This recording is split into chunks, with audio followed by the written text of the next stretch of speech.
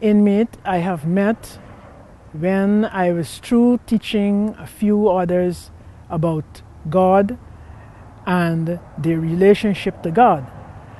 It seems that she was so petrified and fearful because she left her home in Mexico and decided to take a trip over to the United States.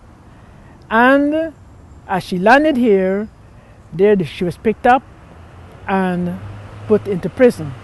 It's her first time. She's young, just out of college, and it seems that she was petrified. She was terrified. No one knows where she is.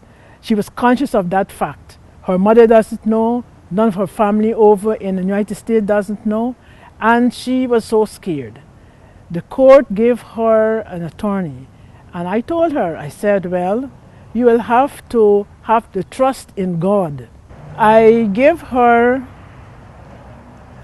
Christian Science Bible lessons. She says that she is a Catholic. She was a Catholic from childhood, and she doesn't know anything else.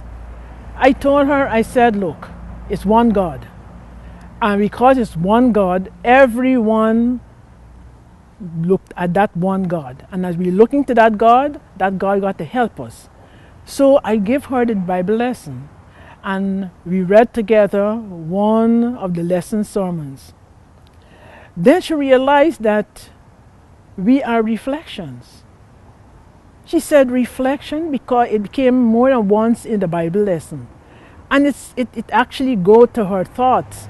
And she realized that we reflect God's love, we reflect God's life, we reflect God's movement and action. And so her face become changed, lifted, her eyes become more clearer. It's like she's seeing a different future, a different understanding of what I was telling her before, that she has to trust God. I explained to her Christian Science is clearing of the thought, clearing of your mortal mind. Remove that and get to your true sense, your true selfhood, which is of God's child, God's precious child. And let her know, I let her know that the divine mind is our mind, and it can help her come out of that thought of depression or darkness. I help her to see how to think it through. And as she was thinking and thinking about reflection, because that's what she caught, and over she was thinking about reflection, I said, yes, God created us in His divine image and likeness. And so we are His reflection.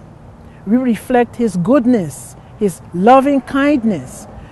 And she decided to understand that more and more. I told her to read the lesson over and over until it's sink in. So I helped my friend to think about God in a different way, because God is all-seeing, all-knowing.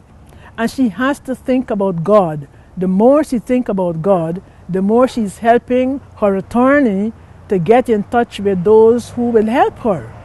And so she worked on it. She worked on it until she became clear and happy and free and had more confidence that God is helping her through that circumstances, through her problem. And so the attorney eventually get in touch with her parents and those who would help her over in America, they help her, and she was able to be free.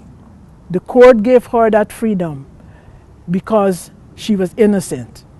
And so she had freedom to go and visit and to return back home, because that was it.